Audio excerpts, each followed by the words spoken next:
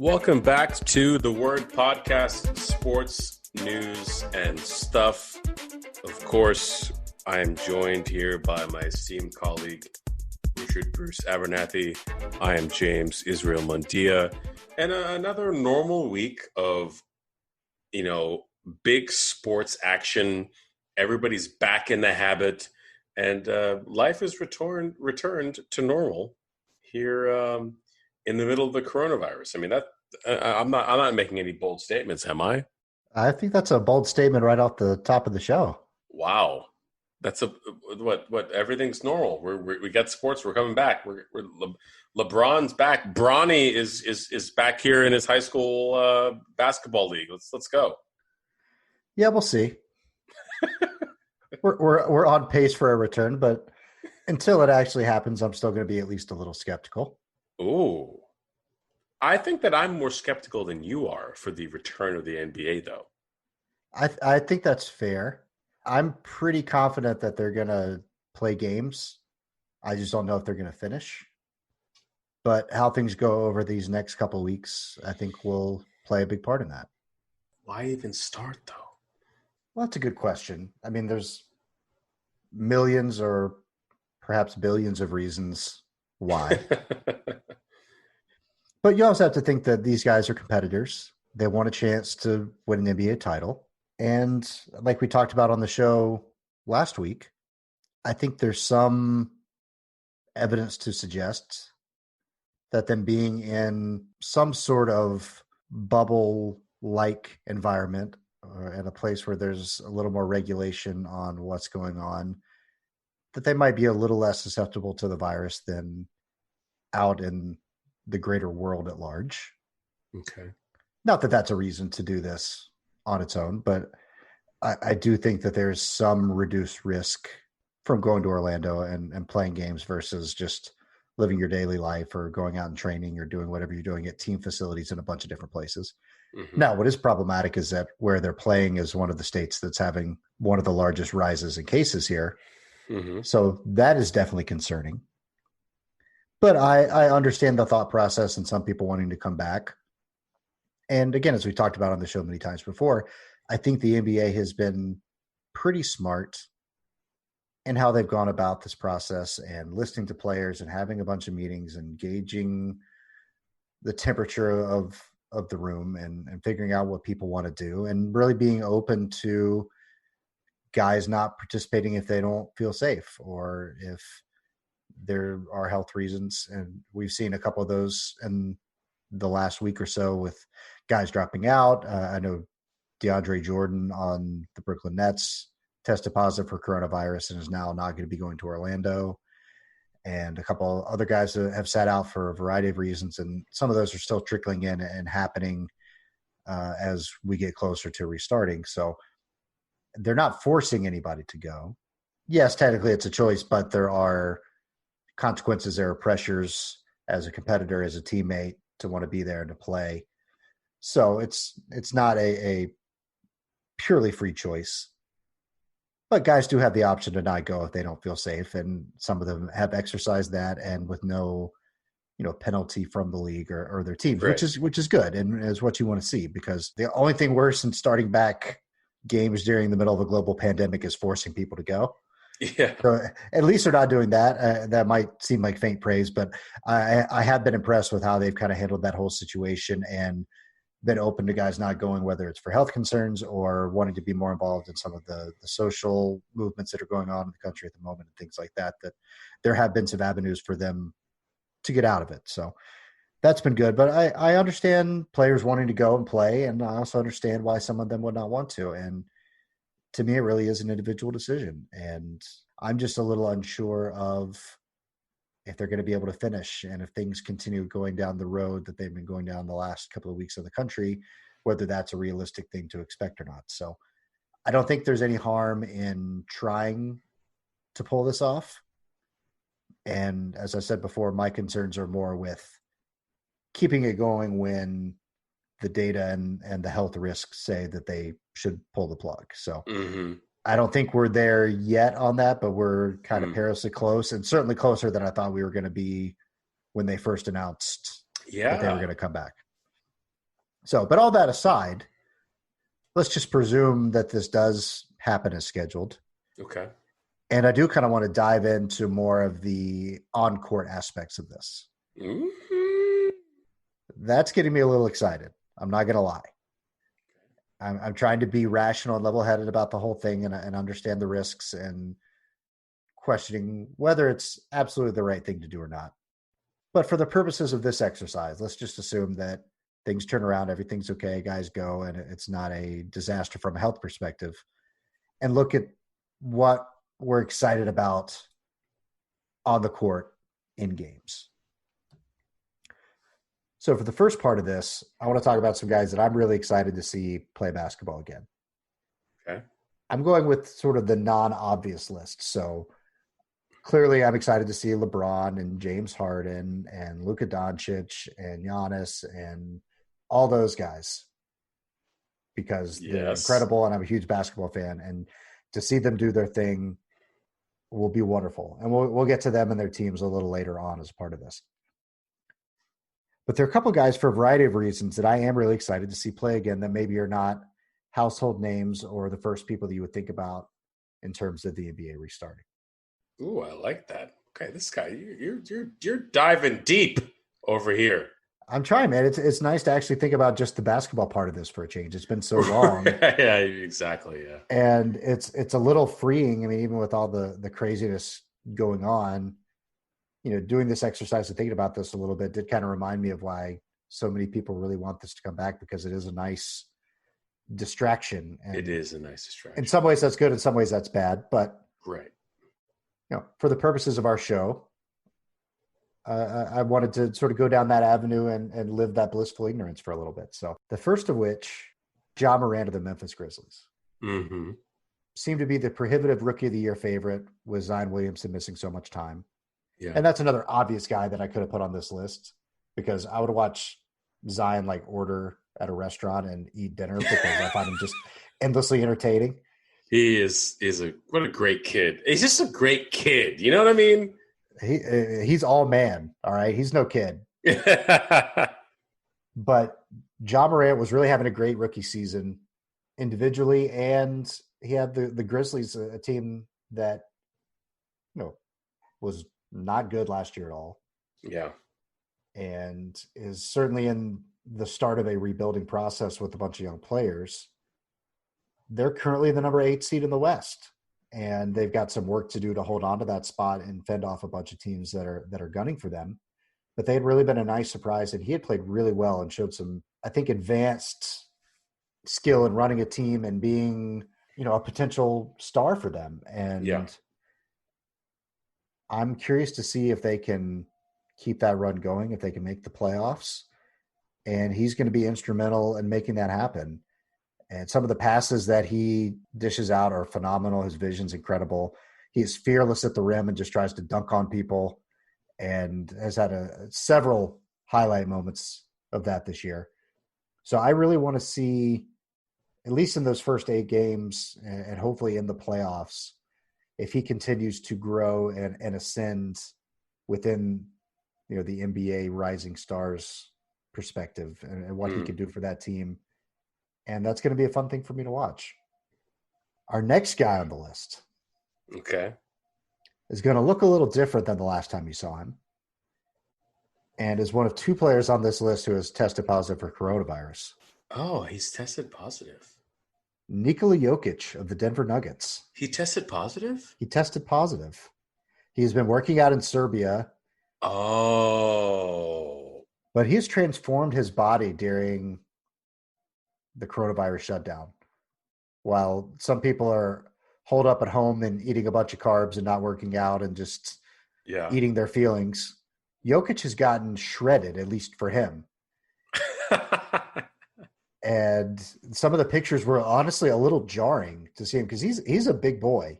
It has been, especially at the start of the season, he was not really in great shape and played his way into shape a little bit during the course of the year.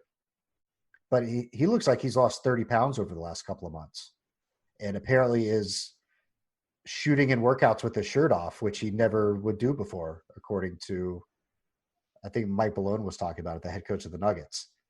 Really? He's shredded? dude. Well, I mean, comparatively, Right to what he was before. yeah, like he's still a center, so he's got a certain amount of bulk and you need some of that just to bang down low and not be at a disadvantage. But he's certainly slimmed down and it has streamlined himself a little bit. And I'm curious what that's going to mean, not just for his game, but for the Nuggets overall, because right now they're the third seed in the West, Mm-hmm. not too far back of the Clippers, and could really get into that second spot depending on how things go during those 8 games.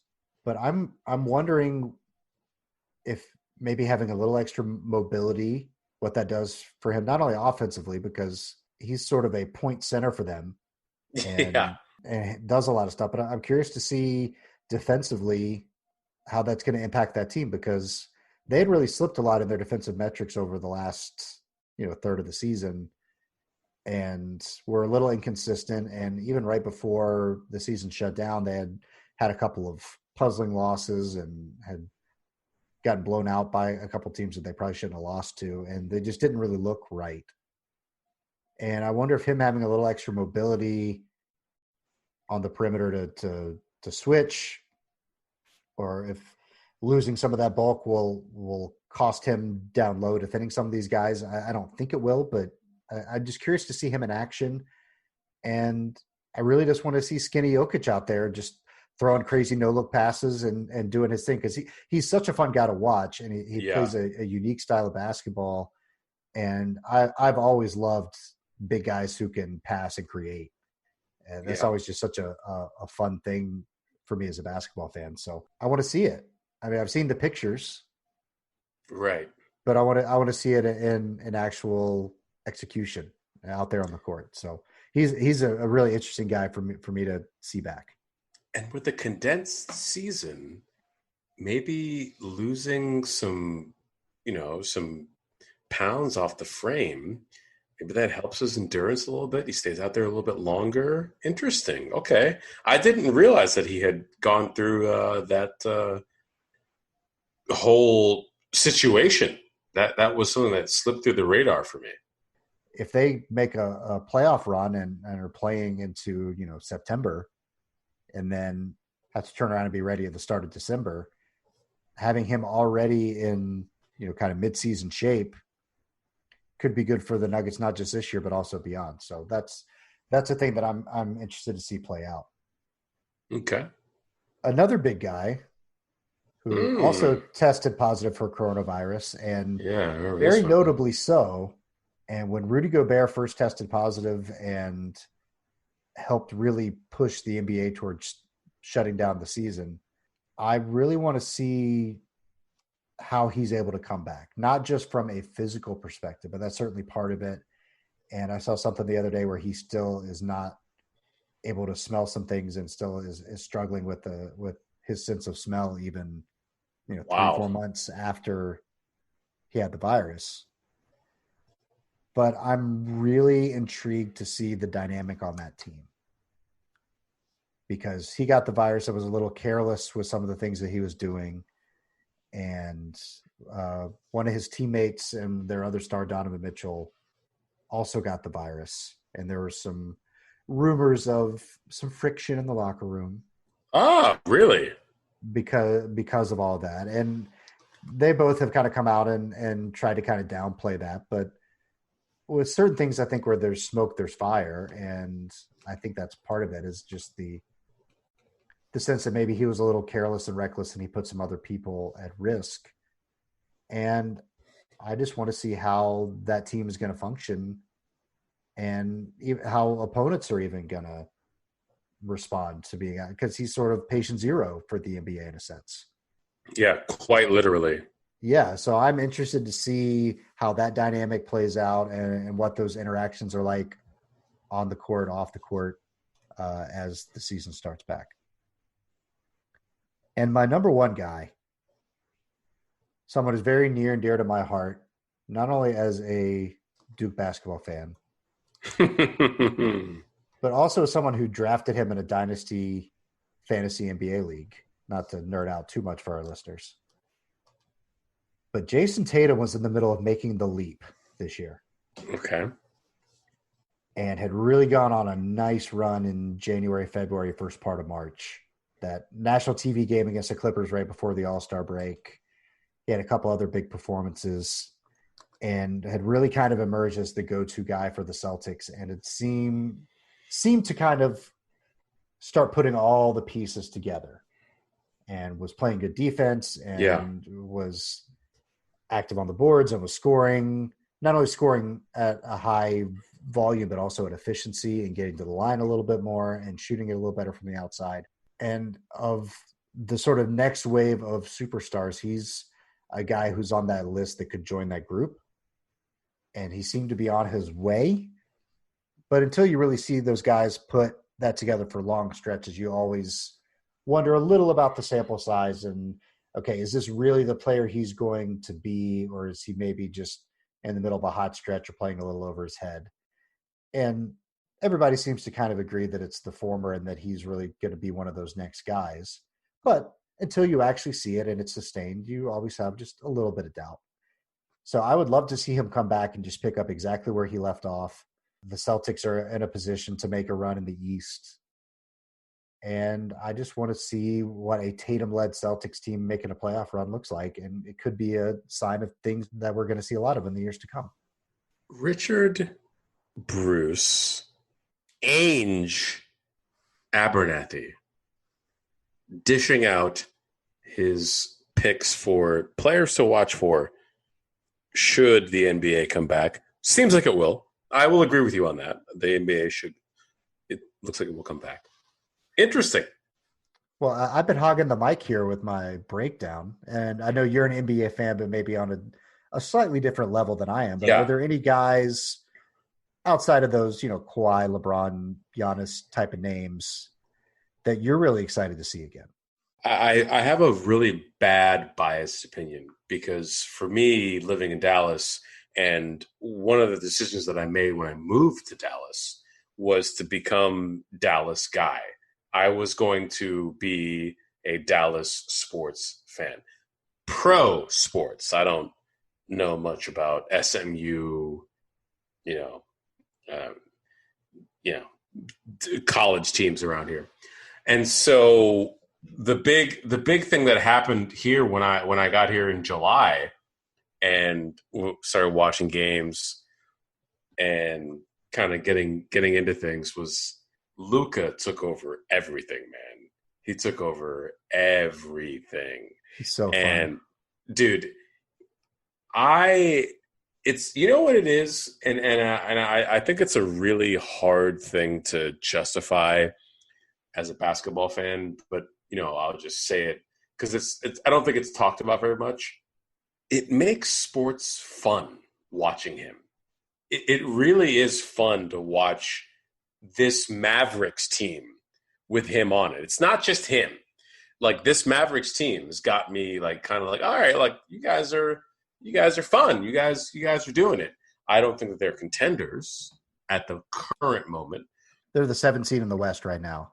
Yeah, and Avery Johnson made a point in the Dallas Morning News either today or yesterday, like they could sneak into the NBA Finals. Like, yeah, it would be a pretty big sneak, but that's the one that I'm keeping my eye on because I'm so embedded into the Dallas sports culture now because I'm trying to, if sports do come back, and I spent last. I don't know why we weren't broadcasting when this happened. Sorry, but the Dallas Cowboys trying to squeeze into the playoffs last year. We weren't doing our podcast because I just moved to Dallas. I was trying to figure out like life. It was the most entertaining thing to experience here. So anyway, but going back to the NBA, yeah, I just can't keep my eyes off of Luka. I really can't. I'll get a jersey. I'll nab it. If the league should return, it's going to be very entertaining. Again, I don't agree with the league returning. I don't see how it's going to work. But if it does, I'm ready for it. Well, Luka's such a fun guy to watch, and the way he plays is just fun. And he's having a good time out there. And he throws some ridiculous passes and pulls up from spots. And his skill and ability to lead a team at such a young age is a unique thing. And he got a lot. I think early in the season, he was getting a lot of pub for that, and they were sort of exceeding expectations. But then as other storylines came and went, that faded to the background a little bit. But the season he was having his second year in the league was just phenomenal. Yeah. Unfortunately, from what I'm hearing, and I haven't verified this, and this was a couple of weeks ago when I first heard about it, so things could have changed since then. Apparently, he picked up the pounds that Jokic lost, from what I heard. That he was not living at Gold's Gym during the shutdown, from what I understand. Oh gosh. There is a little high school reunion to all this where you want to see who got skinny and who got fat. But I'll say this, and this is again, I won't stay on this too much because you know how I get on this. We've seen this in the Premier League, and we've seen this in the Bundesliga. We've seen this with the European Soccer League coming back. You cannot expect people to come back and play a full workload when they haven't been training at that level because of the coronavirus. It's one thing if you take a summer off and, people go on vacations and they come back, but you have a preseason period, you play exhibition games, but we haven't even had that. And in European soccer, we're already seeing players getting out there, and after 15 minutes, we've got 3 guys that got to get carted off. And it really, really drives me nuts. And so, this is another reason why we don't want these guys coming back right now is, to me, they may not be ready. The product will suffer, but also players could get injured. And also but let's also take one more aspect into it, okay?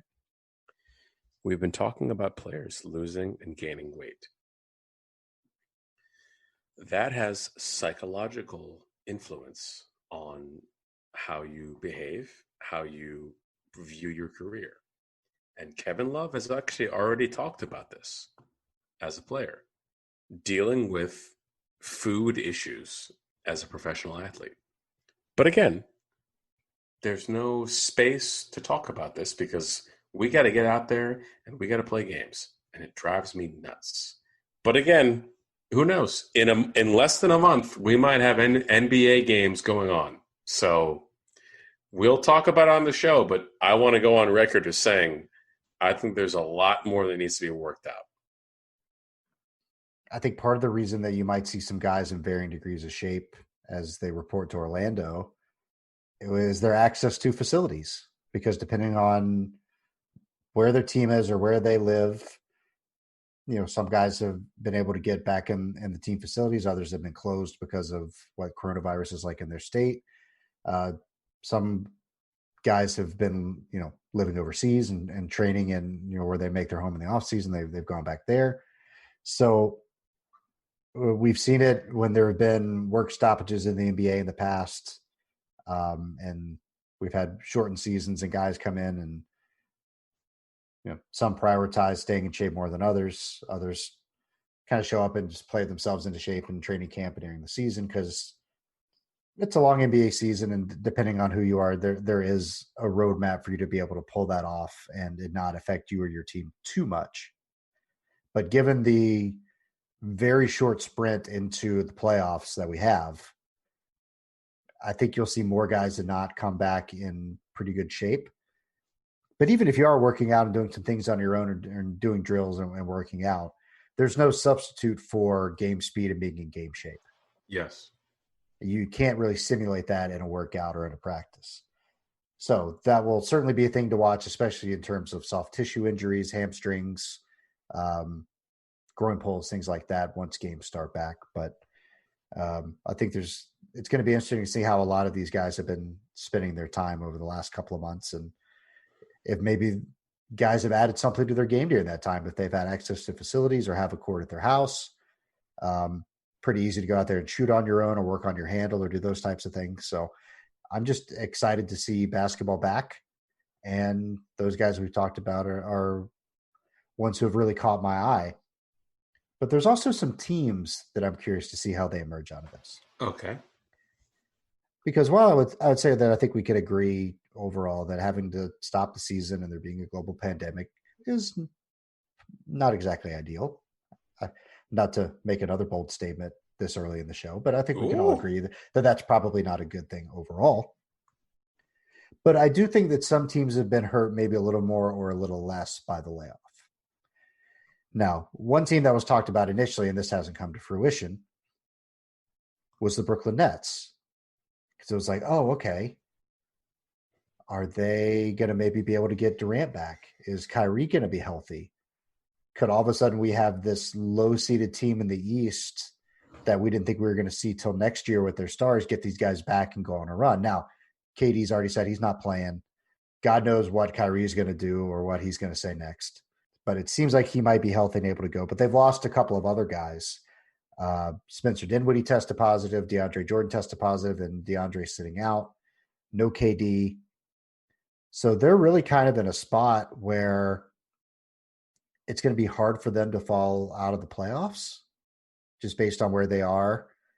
And I mean, it's them in Orlando, and then there's a pretty big gap to Washington, but Washington's going to be there playing. But it's not completely inconceivable that if they're missing a couple of those guys, that they could maybe fall down and maybe Washington could work their way back into this. So I think having that time off and having a couple guys test positive has certainly not been ideal for Brooklyn. Utah's also been hurt by this, in addition to the whole Gobert thing and the potential locker room issues that could cause. They've also lost Bojan Bogdanovic for the rest of the year. He went and had shoulder surgery to get ready for next season. And so he's going to miss the rest of the year in the playoffs. And that's not a big household name for a lot of people, but he was their second leading scorer. It was over 20 points a game, good shooter. And they're certainly going to miss him. And they were kind of a trendy, popular pick at the start of the season for a dark horse team out of the West. And losing him is really going to put a dent in that for them. And they're a team that could be a potential first round exit versus making a conference finals run that a lot of people envisioned. So clearly what's transpired over the last couple of months has not been ideal for their title chances this year. And the New Orleans Pelicans also been impacted by this a little bit more because they had a really slow start to the year. Obviously, they didn't have Zion for the vast portion of the season and have had some other nagging injuries here and there. But the way the schedule was shaping up over the last month or so of the season, they were sort of a trendy team to go on a run for the 8th seed. They were 3.5 games back. They had some time. They had a favorable schedule. And people were already salivating over the Zion versus LeBron round one matchup in the playoffs. But now they're kind of thrown into this mix with the Blazers and the Spurs and the Suns and the Grizzlies going for that 8 seed. The Kings as well. They're also in that mix. So they're those teams that are really fighting for that last spot. You know, they're 3.5 back, but they've only got 8 games to make that up or to be within 4 games. So again, the way the seeding is going to work, if any team has 4 games or less of a lead for that last spot, then there's going to be a play-in where the lower seeded team would have to win twice. So rather than having 15, 20 games to make up that difference and make a run with a favorable schedule, now they've got 8 games and a bunch of other teams that are really in the same spot that they're in. So they're going to have to not only try to make up ground on Memphis, but also keep distance between those 4 other teams vying for that spot. So I think their opportunity to get into the playoffs this year has certainly been hurt by the restart and the way that the new schedule is.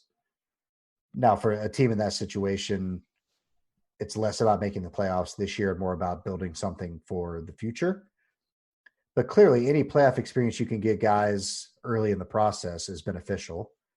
Growth is not always linear, and just because you make the playoffs this year doesn't mean that you're going to be a round 2 team next year or the conference finals team 2 years after that or whatever. But experience matters, and getting in those situations and feeling that pressure and getting those reps is certainly a beneficial thing for a young team. And they've got a little tougher road to get there than they did before. But just as a basketball fan perspective, James, I know you're a little on the fence with the coming back. That's being kind, perhaps. Yeah, it's very kind. But how far would Zion versus LeBron for a week and a half in the playoffs go for making you feel like this was the right decision? It would be no, it would be very entertaining. But I am not endorsing this. This should not happen. I'm a flat earther when it comes to sports coming back. You and Kyrie. That's good to know. I know you love Duke. I could tell. Yes. I don't endorse it. Okay, that's fair. Just don't do it. Just you're gonna go down to Florida. You're gonna go to Florida, and you're gonna do this. What could possibly go wrong? Okay. But, anyway. No, I'm sorry. I don't want to hijack that. Go ahead. No. You're good. You got to get it out. I understand. So while some of those teams I just talked about maybe have been more negatively impacted by this whole thing, I do think it's been a slight positive for a few teams in a few respects. Now, again, we're not getting our views out of whack here. I'm just saying comparatively, given how it's affected other teams, I think there are some silver linings for a team like the 76ers. Yes. Who had really kind of underperformed this year. Were disappointing, and they're currently the 6th seed in the East when, based off their talent with Ben Simmons and Joel Embiid and Tobias Harris and Josh Richardson and those guys, they really looked on paper to be one of the favorites in the East going into the year and had underperformed. And Ben Simmons was hurt in February, March. And he had a back injury, and they weren't really sure when he was going to be back or if he was going to be back for the playoffs. Embiid was hurting and had missed some time and had hurt his thumb and didn't quite look like the same guy when he came back. And now those guys have had a chance to get healthy. Mm-hmm. Now, I would feel better about their chances if they had replaced Brett Brown during the last 3 months, which they haven't done.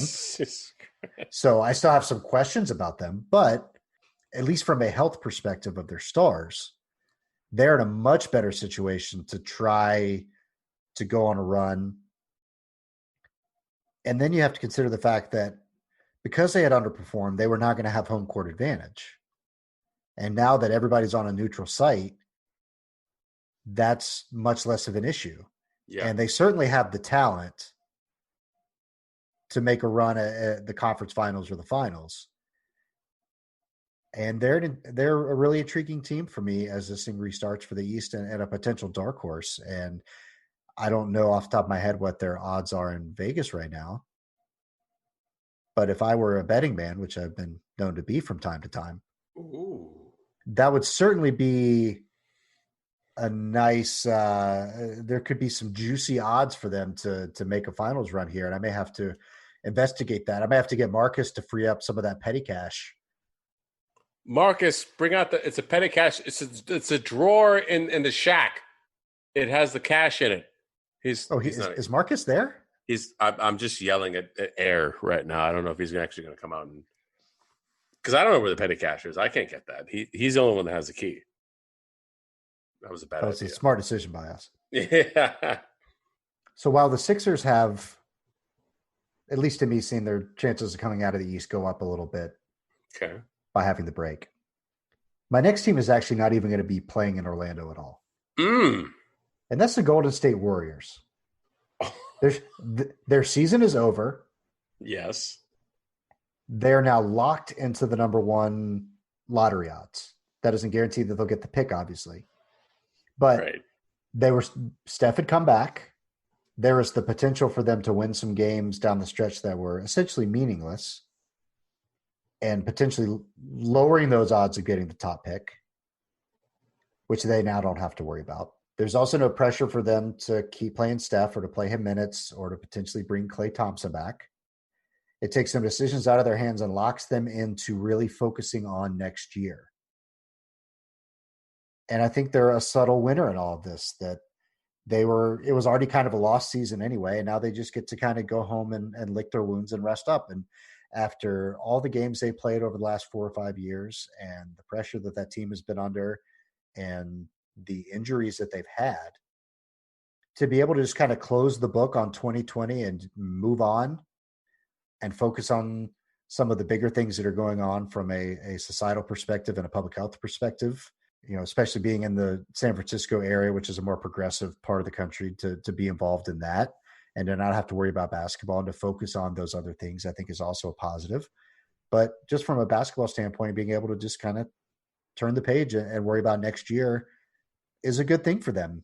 And they don't have to worry about playing out the string and some of the smaller decisions that come with that. So I think it's a good thing for Golden State to not even have to go to Orlando and mess with any of this. Okay. Wow. Interesting perspective. Okay. And my last team is a little bit of a no-brainer. This is going to segue into our final topic. This is sort of a good bridge here, because not only are they one of the favorites, if not the favorite, to win the title, but I think it's been good for the Lakers to have a little break. Okay. Now they were starting to click a little bit, or they had really been clicking. They have the best record in the West, and were gaining some ground, and there was some LeBron MVP conversation momentum that was happening. And that's something we talk about on another show later about some of these season end awards and how that's going to work. But we saw a vintage LeBron season at age 35. Yeah. And I think at least part of that is the fact he struggled with injuries last year. He shut it down. He wasn't playing into June for the first time in 8 or 9 years. He had some time to rest and get his body right, and came in, fully rested, fully healthy, focused on winning another championship. And now he's had another opportunity to kind of reset and rest up after, playing a decent amount of minutes most of the season, and is going into the playoffs fully rested, which should be scary as shit for just about everybody else in the league, that LeBron's coming back fresh. And any nagging things that he had, he can hopefully put behind him. Now, obviously, with the restart and all that, you got to think they're going to be pretty careful with him in those 8 regular season games for seeding that they're going to play before the playoffs start. And yeah, I would think that you wouldn't see a whole lot of him, especially those last couple of games. But once they get into the playoffs, if he's fresh and healthy and really firing on all cylinders, between him and Davis, that's as scary a combo as there is in the league. And yes, the interesting thing, and I'll sort of transition into the title favorites part of this and the teams that I really think have the best chance to win the title. The thing that strikes me about the Lakers is something that we've talked about on the show before in terms of football, which is you kind of judge teams based on the number of ways they can win.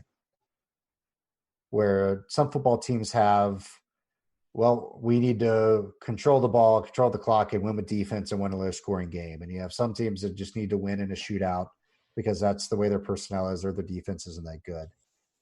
But the teams that we see win Super Bowls and annually contend are teams that can kind of play either way. And that's not really something we talk about a lot of in basketball, just because there aren't a lot of stark stylistic differences between teams, and it's much more about personnel.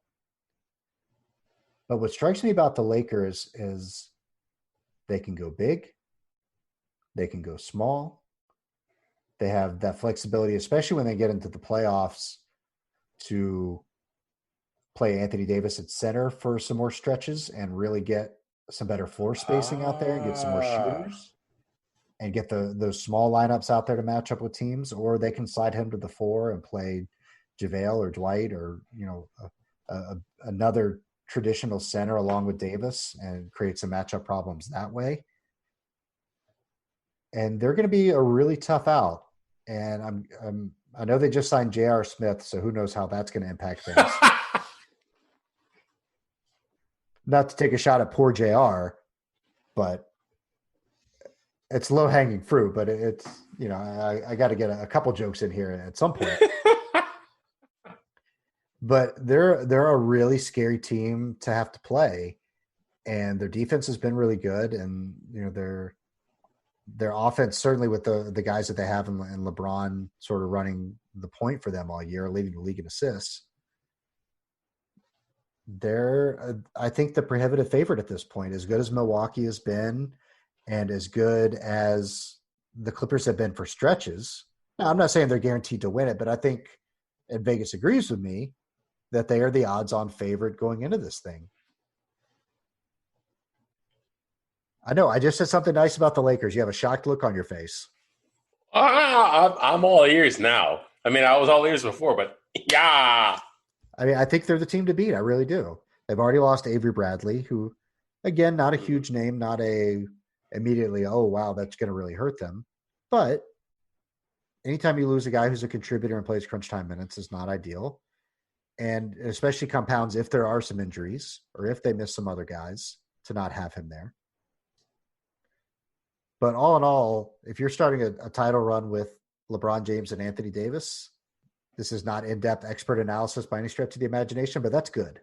Not having home court may lessen those odds a little bit compared to traditional number one seeds, just because you're going to be playing on a neutral floor. Mm-hmm. But if I had to bet my life on anybody at this point, that's probably the team that I would pick. And that was going to be my next question: was who is your title pick? But it looks like we've already got it here, people. Okay. But while they are the favorite to me, okay, this is getting intriguing. They're not the only team that I think has a decent shot at this. And I'm going to go into the East for this one. Okay. Kind of another no-brainer for the short list of title favorites. But the Milwaukee Bucks have been incredible this year. Yeah. And they were great last year. It didn't work out for them in the playoffs. Maybe they've learned from that and can make some adjustments that they need to make this year with how teams defend Giannis. But they've got some other nice pieces with Chris Middleton, Eric Bledsoe, Brook Lopez doing his thing. It's just a really good team. And if you look at some of the advanced stats and metrics and you buy into that type of thing, they've been really impressive and dominant for the most part. And they're right up there, with the Lakers. They're actually a couple of games better than the Lakers for best record. They were 53-12 through 65 games. Mm-hmm. So they were on that, mid-60s win pace, which is not an easy thing to do. But they're going to be a really tough out. The East is maybe a little more open, and just because we haven't seen it from the Bucks before and haven't seen them fully put it together and make a finals run.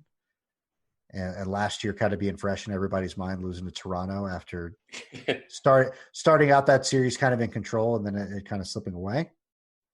I don't think it's a slam dunk, pardon the pun, but I do think that they're in a really good position to come out of the East. But they're going to have some competition, and I'll get to a couple of those teams here in a second. Yeah. But shifting back out west, another team that's really interesting and one that was just starting to kind of hit their stride when the league went on hiatus. But the LA Clippers are also going to be a fascinating team. And I do think there's a pretty decent chance for an all LA conference finals in the West. Now they're holding on to that 2 seed, sort of by the skin of their teeth at the moment. Denver's right up on them. And Denver had been sliding a little bit. So we'll see how they come back out. They didn't quite make my list just because I'm not sold on them. But the Clippers, this is their first year with Kawhi and Paul George.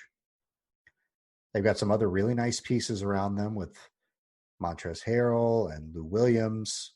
And they're gonna have to win with defense a little bit.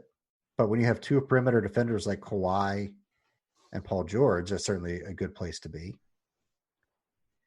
And much like I talked about earlier with LeBron and sort of being rested and healthy, for a guy like Kawhi to get that much time off, because he was sitting out a decent amount of games this year, not quite as many as last year, but still certainly was getting his DNPs for rest at a pretty regular rate. And I think they'll be careful with him and kind of ease him back in for the regular season part of this. But if he's 100% healthy and ready to go, they're a really scary team and a really talented team also. And I think that's going to be a really good battle with the Lakers if that's the conference finals. And that's certainly a matchup that I'm excited about. And I have no doubt that Adam Silver and the rest of the executives at the NBA and their television partners are also very excited about. But that would be a really fun series. And it's a fun team, and they've got a veteran championship coach in Doc Rivers, and they've got some nice pieces and a little bit of depth. And again, kind of like the Lakers can win different ways. And that's going to be a fun thing to see if that team can gel again. And that's going to be one of the challenges, I think, especially for a team like that where they had a lot of new pieces that was just starting to kind of come together and figure it out, to then have to break away from each other for several months and then come back and rediscover that. It could be a challenge. And while I wouldn't be shocked if they got pushed a little bit in the first round by a Dallas or a Houston, depending on what the matchups are, they're certainly on my short list of title favorites. It seems like whenever we really want these matchups, they never happen. But I really do want that Battle of Los Angeles matchup. Oh my gosh. To go to the finals. I think that would be a lot of fun. That would be so great. All right, shifting back to the East. I got two teams. I'm going to kind of talk about them in tandem. Okay. The 76ers almost made this list for me. I think they're a good value proposition, but I'm not sure I'd put them in that 5. Just because I have some questions about the coaching and the full roster and how that's going to translate. But I think they're certainly in a better spot than they were a couple of months ago.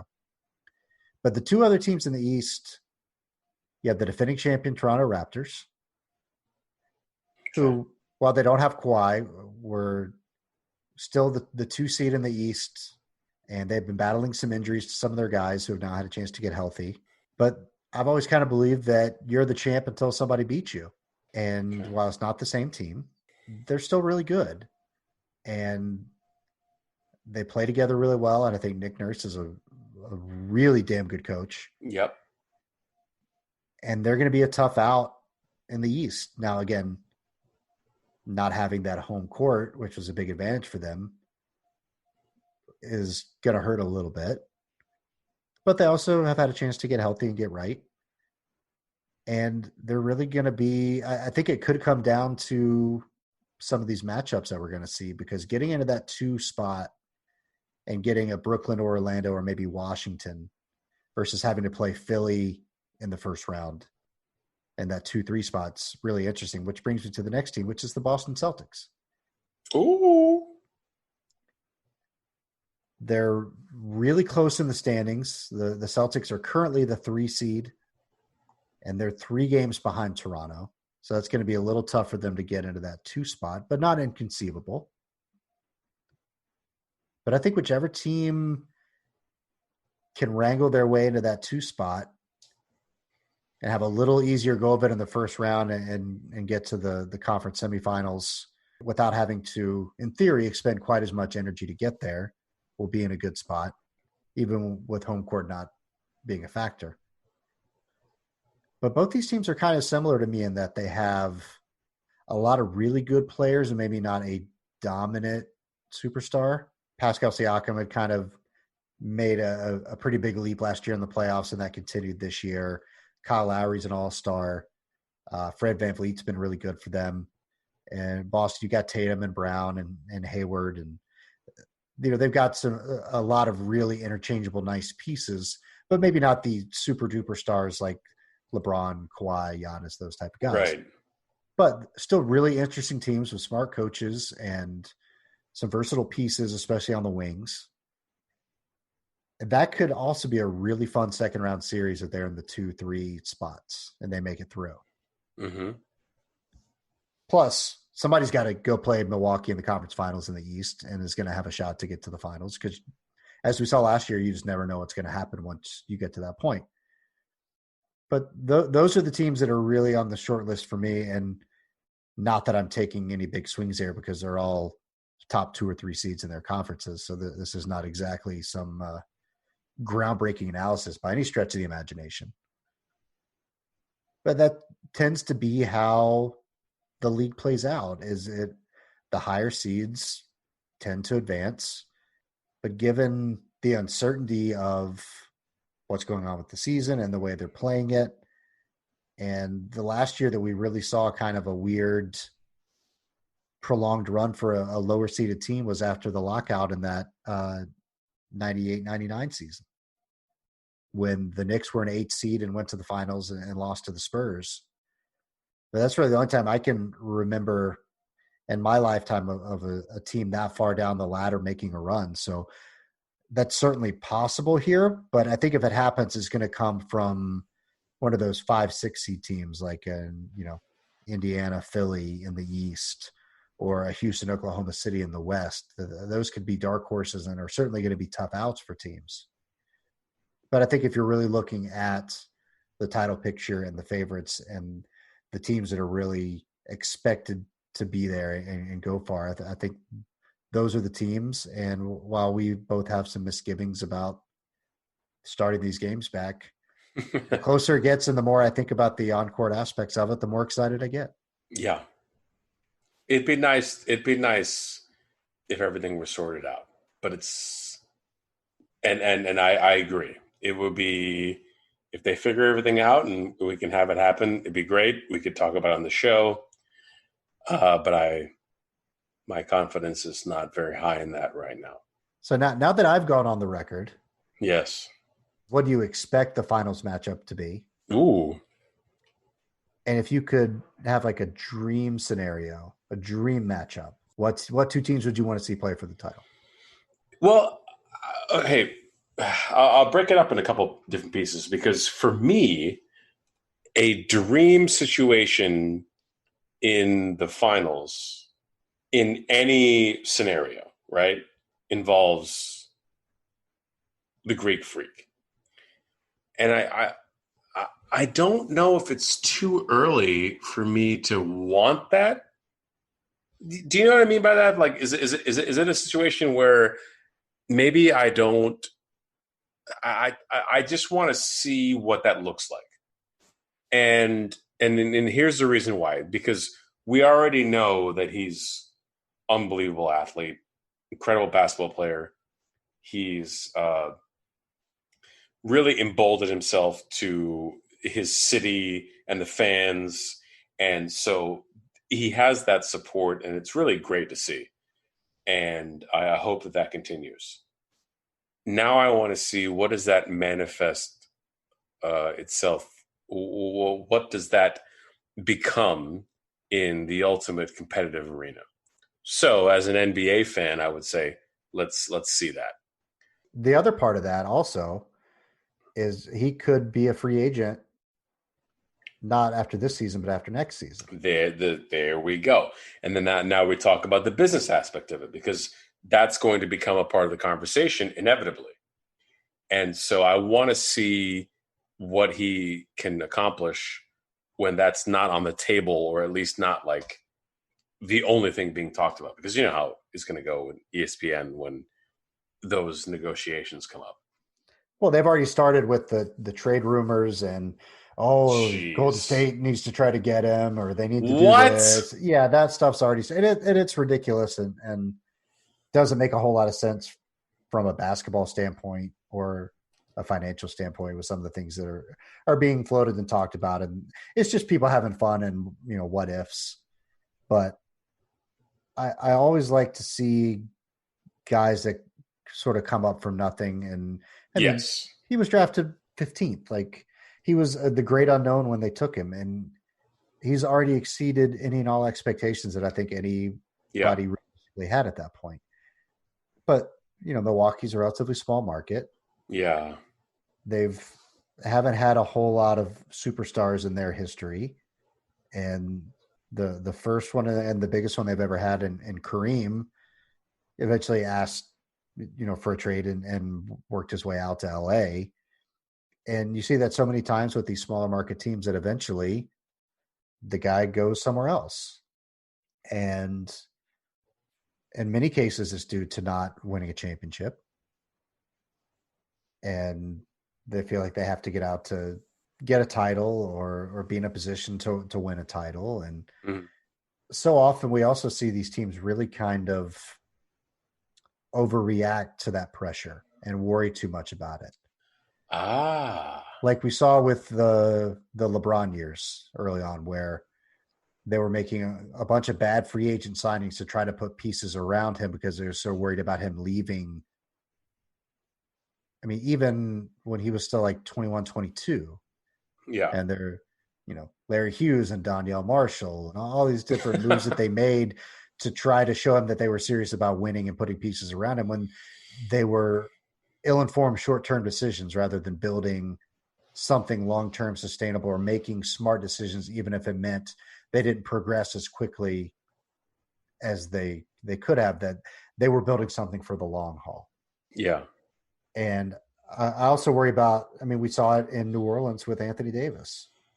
And hopefully we're not going to see that in New Orleans again with Zion, and because I think David Griffin, especially having built a championship team in Cleveland, has a better understanding of how to work that process. And I think they're going to be smarter about it and incremental in their approach versus we need to get all these guys now.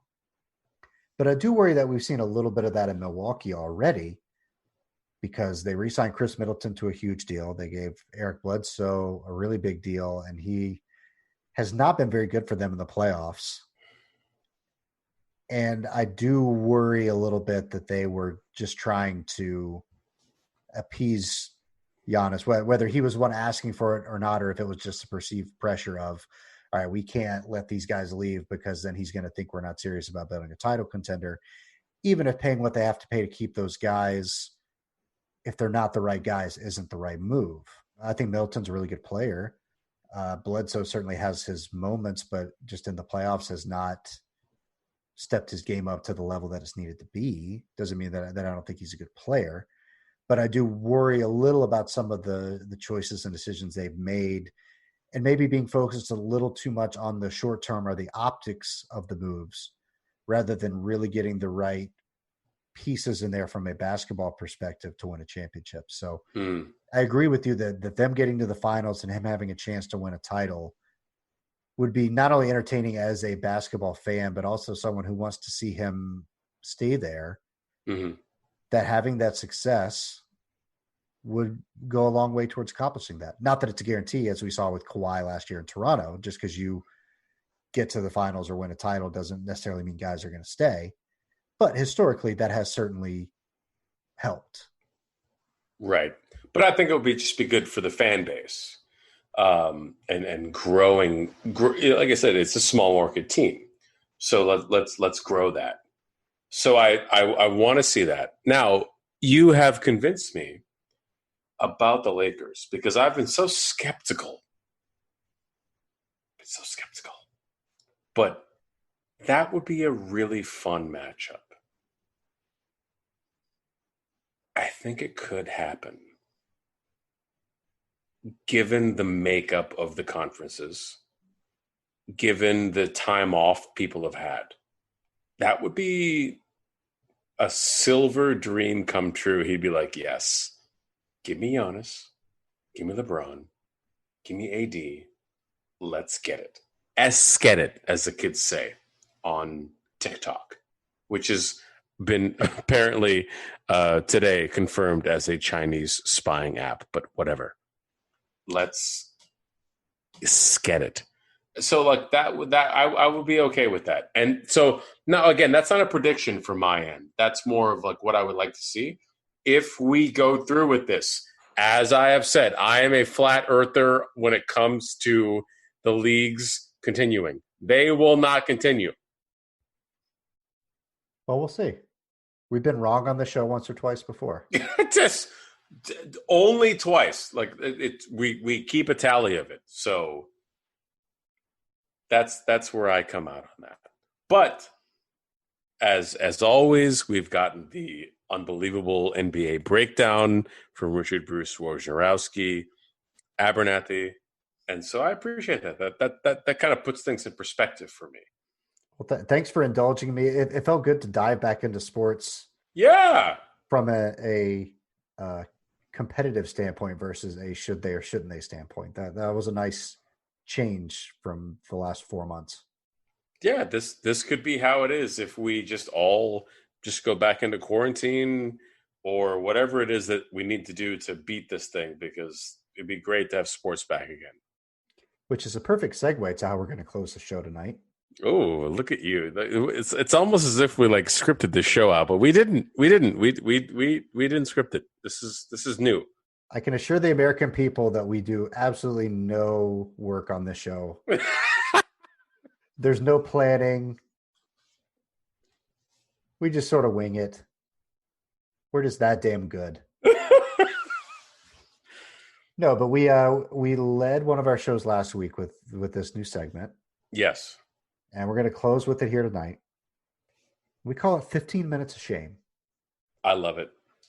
And this is where we just try to have our vent session, get on our respective therapy couches and just talk about what's going on in the world. Yes. And we're recording this a little bit ahead of time, so it may be a little challenging for all of this to be evergreen and pertinent because, as we've seen with coronavirus, things change on an hourly, daily basis. Yes. But I think we can talk about some of our concerns and fears and things that have been going on just from a general standpoint. Mm-hmm. That'll hold up for a couple of days until we post this episode. But I've sort of hogged the mic a little bit. I've been James Harden over here dribbling a bunch and want to make sure I get some other people involved in the offense. So I'm going to let you kick this off. So where's your head at? Where are you with everything that's going on in the world from a coronavirus standpoint, Black Lives Matter, any other issues, any other terrible things going on or things that have caught your attention that you want to talk about here tonight? Yeah, no, I know. I appreciate that. I think the biggest concern for me right now is that, and it's fascinating because I check the news sites, see what's going on during the day, and I saw one today that was on CNN talking about Trump's sort of silence about what's been going on lately. And I think it's fascinating because I made the joke on an episode, the last episode we did, that the coronavirus is done, that we're done with it. It doesn't exist anymore. It's not a big deal. We don't need to do anything about it. And I think that has really gotten me very fired up. It's got me a little bit angry. I live in the state of Texas. Statistically, we are seeing a very high number of cases. As we are testing more, and we're starting to see that there are a lot of people that are getting infected. The governor of Texas has recently said all bars in Texas must close and restaurants have to go back to 50% capacity. And the reason why this makes me concerned is that I think that we have an outbreak here that is something that needs to be addressed. And it sounds to me like we just need to go back to quarantine. And I don't think that's the way to address the issue necessarily. But I don't know how else we're going to deal with it. So my candidate for the 15 minutes of shame would be the federal response and the gubernatorial response to the coronavirus. I just think that we're at a point where this is the new normal, and it's really upsetting. It's tough. I think this could have been handled better, and it's a little bit. It just makes me mad. But yeah, that's where I stand on that. I know that it's not going to change very quickly, but again, just based on my personal experiences in the past week or so, it's been very annoying. Yeah, and I'll echo some of those same concerns. And at least here in North Carolina, the gubernatorial response has been better than it's been where you are, I think. And while the numbers here haven't been great, and we can try to parse out how much of that is due to when we reopened and in what way versus how responsible people have been on an individual level. I think at least they're being realistic and cognizant of that in the statewide response, where there's a potential to expand to phase 3. And Governor Cooper recently said, no, we're staying where we are for at least 3 more weeks. The numbers are not going in the right direction, so we need to sort of hit the pause. I would have liked to maybe see a little bit of a rollback, but they certainly have. There's been more of a statewide push towards needing to wear masks in public and making that a bigger emphasis, which is certainly progress and a step that we need to take. I still don't understand why that has become a hot button or partisan issue, as we've detailed, so I don't want to get too much into that. But it's a core part of it, and if we don't do our part individually, then collectively we can't get where we need to go. So I am glad to at least see that they have been making a push towards that at a state level and enacting some laws and procedures about needing to wear those in public, which has been good. But federally, it's just still an out-and-out disaster, to the point that Trump recently said it's going to magically go away. Even reading some of these articles about how the Trump campaign is split on him addressing the virus at all or talking about it, and that some of the people that he listens to are pushing for him not to talk about it. We can't just ignore this problem and expect it to go away. Like that's been perhaps the most frustrating thing the entire time, is just this, well, it's not real, or it's not a problem, or we don't need to worry about it, it's going to sort itself out. If the leader of the country is not willing to take this on and not only address it, but address it in a responsible manner, which might just be a lost cause regardless. But if it's not even something that he's going to address as the leader of the country, and we're just going to your point, act like coronavirus is done, then we're never going to get to where we need to be, because it takes a unified response from everybody. For a problem that's this big, that affects everyone, we have to have a coordinated, large-scale response, not only for effectiveness, but also for efficiency in terms of costs and access to testing and equipment and all the things that we need to, as has become sort of the running phrase, get life back to normal, for whatever that means or however that's possible. I mean, who even knows what normal means in the first place? And just because life is normal, as we've seen with some of these protests and movements, just because it's normal doesn't mean that it's right or that it's good or that it's beneficial to a lot of people. So getting back to status quo in and of itself, not necessarily the greatest thing, but especially in this instance, I don't really know what that means. But we have no chance of getting this to a manageable level where we can start to improve the economy and get people back to work, get kids back in school. But if kids can't be back in school, how are people going to go back to work? Which is a part of this that I don't think has been talked about enough. Right. For parents who have kids that are going to need to stay home because they're going to need to be at home with them to do distance learning versus being able to drop them off at school. It's such a big part of the economy that I don't think a lot of people are aware of or focus on unless they have kids that are school age.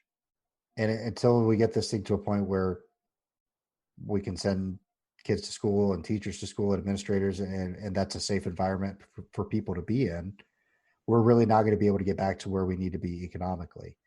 And just the federal response that would enable us to get this thing to a point where that's possible just hasn't happened. And like we talked about with the NCAA discussion on last week's show, where all these individual schools are setting their own policy and doing their own things, and we're seeing a variety of results because of that. It's the same thing nationally. And that's been a tough thing to see happen, and it's been frustrating and enraging at times even. Yeah. And it seems to be getting worse instead of getting better. Yep, I agree. I I don't think that there is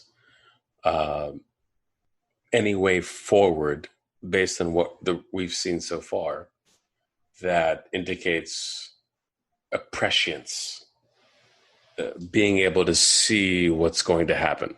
And I think that the dog whistling that we see from Fauci and Birx is that this is not good, and they're not allowed to say that out loud. I mean, Fauci's trying in his own way, but he gets away with it because of his charisma. But otherwise, they wouldn't allow him to say the things he's saying. But that is the purpose of the 15 minutes of shame. We need to let people know that we are not forgetting about how we're getting screwed by some of these entities that are meant to be governing, leading, executing policies. And we are going to do that every week on this show, regardless of whether we're in a pandemic or not. But just the fact that an issue as big as the coronavirus is something that the president doesn't even want to talk about. And he never will talk about it again. And just we're collectively sticking our heads in the sand and acting like it's not going on. Certainly makes me a little pessimistic for how things are going to go. But hopefully, in spite of that, we can come together and we can find a way to get this thing under control. And if they're not going to put us in a position to succeed, we're just going to have to do it ourselves. Yes. And that comes with wearing a mask and washing your hands and maintaining distance. And that's something that we can all do, and regardless of what the policies are or what people are forced to do, we, the people, have the power to make that change if enough of us can act in a responsible and socially conscientious way. Yeah. And this is something that I'm dealing with my friends, and actually had an interesting conversation with a buddy today. We always do a big get together during the summer, usually in early June, for a good friend of ours from high school who passed away about 8 years ago. And traditionally we would go out on a boat and just have a fun day on the lake and have a couple drinks and tell stories and celebrate him and get to see everybody and get some of the old crew back together. And it's a good time. And it's something that we've pushed off for obvious reasons this year. And so some group messages started going around about, hey, we should do that again. And it's like, well, it seems like doing that on a pontoon boat is probably not a smart idea. So we're trying to explore some other ways to be a little more socially distant, but still get together and have fun. So there's been talk of maybe a camping trip where it's a little easier to maintain some distance, or pondering some other avenues to still have our social time and celebrate our friend and keep those traditions going and do the things that we would do in, normal circumstances. But we're trying to be responsible and take that upon ourselves to make those decisions and do that the right way, which is where the muddling of the federal response and the messaging and what you should or shouldn't do has really been felt, I think, because people who want to not follow those guidelines or want to do what they want to do, if that's not in compliance, have an out because some people are saying it's okay, or some people aren't coming out and being consistent with the things that we're supposed to do. So hopefully people are starting to realize that the scientists are right and that we need to listen to them and that we need to follow these procedures, even if those in certain political offices don't push for them. But ultimately, it's going to really kind of fall on us to pull us out of the jam. And I'm growing slightly more optimistic that people are wising up to that, at least in enough numbers that we can keep this from just completely getting out of hand more than it already is. But we're going to need a little help. And hopefully that's going to continue to come at least the state level, since it seems the federal level is a long shot at best. But maybe we can get to a turning point here in the next couple of weeks, because I have felt a renewed emphasis from people and been slightly encouraged in conversations that I've had. Again, as we talked about on the last show, we all are kind of in our bubble. And what we perceive to be the way things are isn't necessarily the way that someone else, even in the same town, would perceive the way things are based on what their experiences have been or what they've seen or information that they've heard or misinformation that they've heard. But I am hopeful that we finally reached a point where people understand that if we don't do these things, even if we don't like them, that there's no chance for us to get through this in anything resembling a decent outcome. Well, good. The ship for a good outcome has sailed. We just need to not let this be just an epic disaster any more than it already is. I'll close with this. You know my plan is. This is a plan I came up with today. I didn't even text you about it because we text quite a bit about everything, the show, etc. I'm renting a cabin. I'm just gonna stay there. I just think that I just got to get out because people are traveling these days. I heard I don't know if it's like the movie Waterworld where it's like, oh, there's water over there. It's fresh water. People are flying on planes. I'm like, wait, you flew on a plane like a winged bird? So I'm like, wait, maybe I can get out. Maybe I can do that or something. No, I would not do that. I would drive. But yeah, that's my plan. But I agree with you that maybe if enough people get aware of how serious it is and that we have a responsibility at a personal level, maybe we can overcome this because, as you said, at the federal level, it doesn't seem like there's going to be much of a response. I'm staying cautiously optimistic, but I believe it's hard. Yeah. But it's an appropriate moment for our 15 minutes of shame segment, which is a new staple on the show because people are wilding. We need a sponsor. Who would sponsor the 15 minutes of shame? It'd have to be like a... Can we get Geico? No, it's got to be like a dark brand, like a... We'll workshop. You could reduce your shame by up to 40% in 15 minutes or less. By getting car insurance through Geico, you could reduce your shame. Okay, yeah, that's good. Yeah, people, you gotta have insurance. Okay, Marcus, can we look at Geico on the phone, please? Yeah, can we look at some advertisers? Marcus, he's been socially distancing for 6 months now, so I don't even. He saw the virus before anybody did. He knew it was a pandemic before it was a pandemic. I will say, Marcus and I exchanged some emails earlier today, and we could have some new sponsors here next week or the week after. That he's been working on some biz dev things in the background. We always wonder what he's doing because he's never here when we record. Well, this is good. This is good to know. But yeah, we certainly have some airtime if sponsors want to be available. So let's make that happen. We'd like to thank everyone as always for listening to The Word. You can follow us on Twitter at The Word Podcast. And not sure how you're listening to this episode, but there are a variety of ways to listen to this fine program on your podcatcher apps, Apple Podcasts, Spotify. We're on YouTube as well. Yes.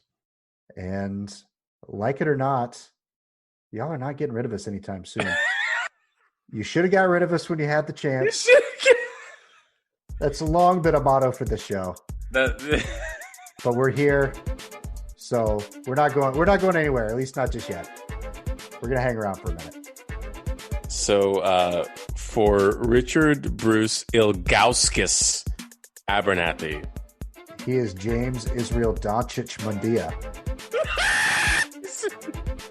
Thank you as always for listening to The Word Podcast. Y'all have a good one. We'll catch you next time.